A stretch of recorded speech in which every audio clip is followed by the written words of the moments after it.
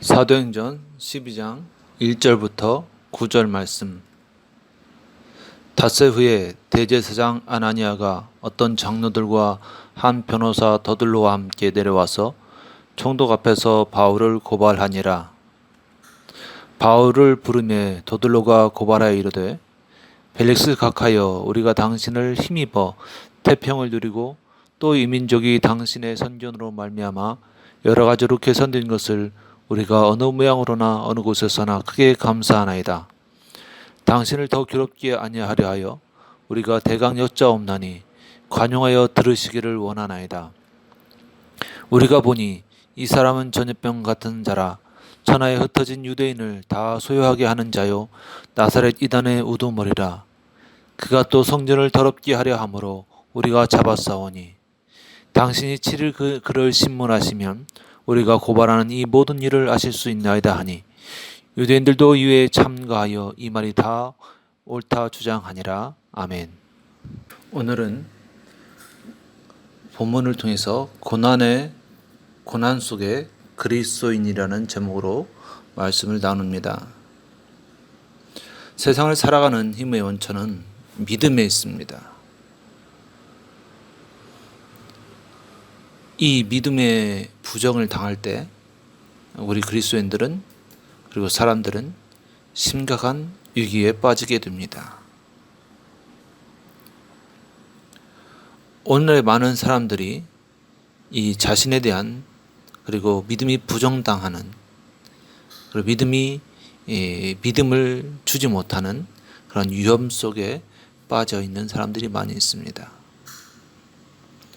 오늘의 본문에서 보면 바울도 많은 사람들 앞에 잡히고 또한 고소를 당하는 것을 볼 수 있습니다.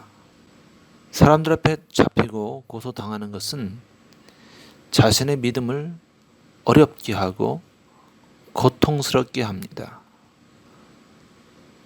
믿음으로 인한 고난은 많은 사람들 앞에 조롱거리가 되는 세상입니다. 그리스도인에게 있어서 믿음은 세상을 보는 눈입니다. 그리스도인은 믿음으로 세상을 보는 사람들입니다.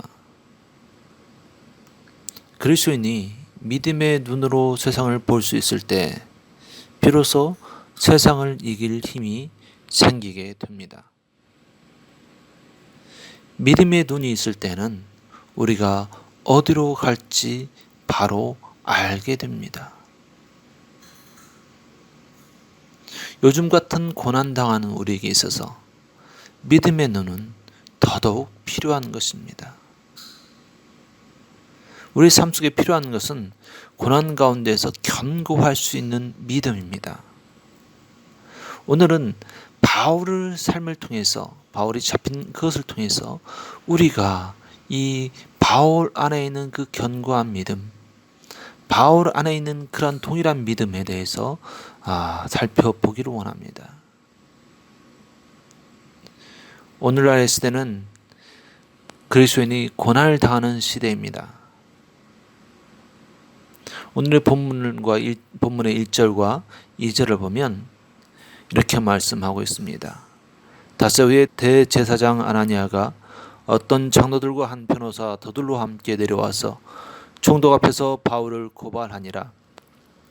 바울을 부르매 더들로가 고발하여 이르되 라고 말하고 있습니다. 여기 말하고 있을 때 두 번의 고발이라는 단어가 나타남을 볼 수가 있습니다. 바울이 사람들에게 고발을 당합니다. 고난을 당하는 것입니다. 바울이 고난 당하는 것, 고발 당하는 것에는 이유가 있습니다. 오늘날 우리 그리스도인이 고난을 당하고 많은 사람에게 멸시를 당하는 데는 몇 가지 이유가 있습니다. 그것은 우리 그리스도인의 삶이 때로는 그리스도인답지 않은 것을 보기 때문입니다. 그리스도인이라고 하지만 비그리스도인보다 못한 삶을 살아가는 것입니다. 그리스도인의 삶이 비그리스도인보다 더 못한 삶, 더 부족한 삶, 더 잘못된 삶을 살아가는 것입니다. 그리스도인의 삶은 비그리스도인과 다릅니다. 달라야 합니다. 그러나 요즘에 많은 부분에서는 다르지 못합니다. 똑같이 섞여 살며 똑같은 모습을 보이고 똑같은 삶을 살아가는 것을 볼 수가 있습니다. 누구보다 윤리적이어야 할 그리스도인들이 윤리적이지 못한 삶을 살아가는 것을 볼 수 있습니다.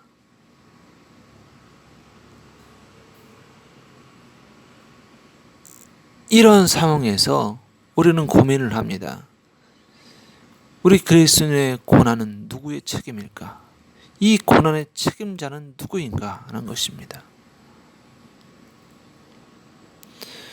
세상을 향해서 더 헌신하는 그리스도인이 되지 못한 나의 자신의 책임입니까? 아니면 우리가 공동체를 더 확실하게 이루지 못한 그 공동체의 책임입니까? 불신율과 충돌할 수밖에 없는 우리가 가진 우리의 신앙, 우리의 믿음의 책임입니까? 아니면 우리 믿는 사람들을 이해하지 못하는 안 믿는 이웃의 책임입니까? 그리스도인의 고난의 책임은 누구에게 있습니까? 오늘 한국의 그리스도인이 멸시받고 한국의 그리스도인이 이렇게 욕먹는 상황은 누구의 책임입니까? 한두 사람의 책임입니까?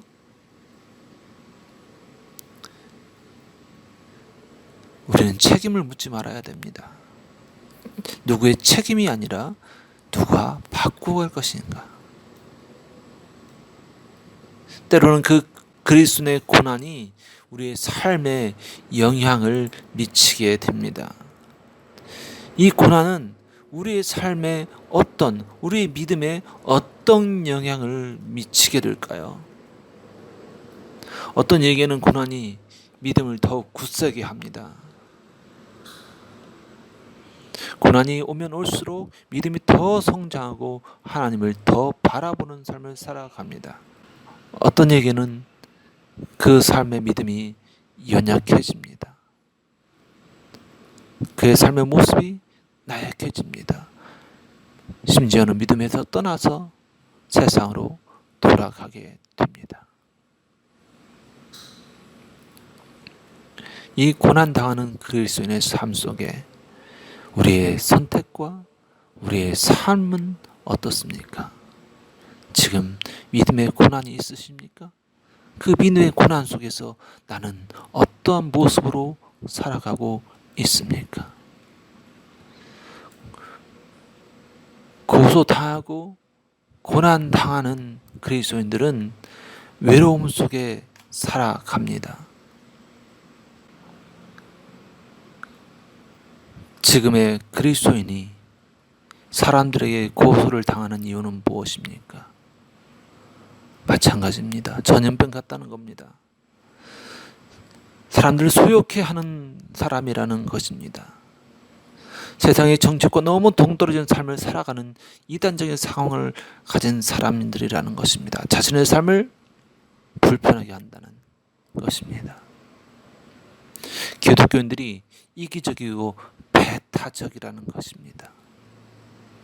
기독교인들에게는 설득이 통하지 않는다는 것입니다. 고집불통이고 우유독경이라는 것입니다. 그리스도인들은 자기들만 잘났다고 생각한다는 것입니다. 자기 만족감, 자기 우월주의가 너무 강하다는 것이죠. 우리는 생각해야 합니다. 그리스도인이 이 세상에 존재하는 이유는 무엇일까요? 그것은 바로 그리스도의 향기가 되라는 것입니다. 그리스도의 빛이 되라는 것입니다. 세상을 향한 광채, 반사체가 되라는 것입니다. 그리스도와 세상을 중보하는 중보자가 되라는 것입니다. 그러나 지금 우리 그리스도인들은 고난 당합니다.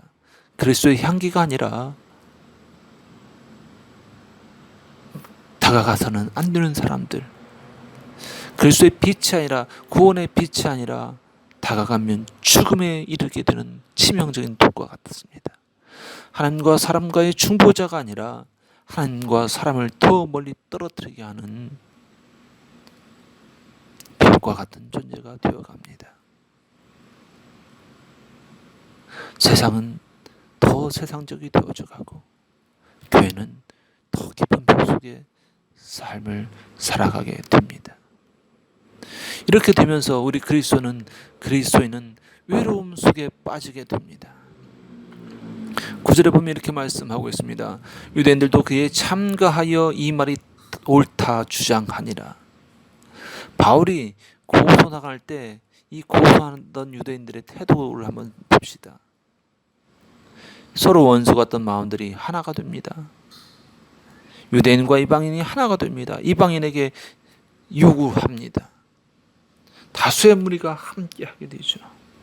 그리고 소동을 일으키게 됩니다. 그리스도인들은 이 세상 가운데 외로운 사람들입니다.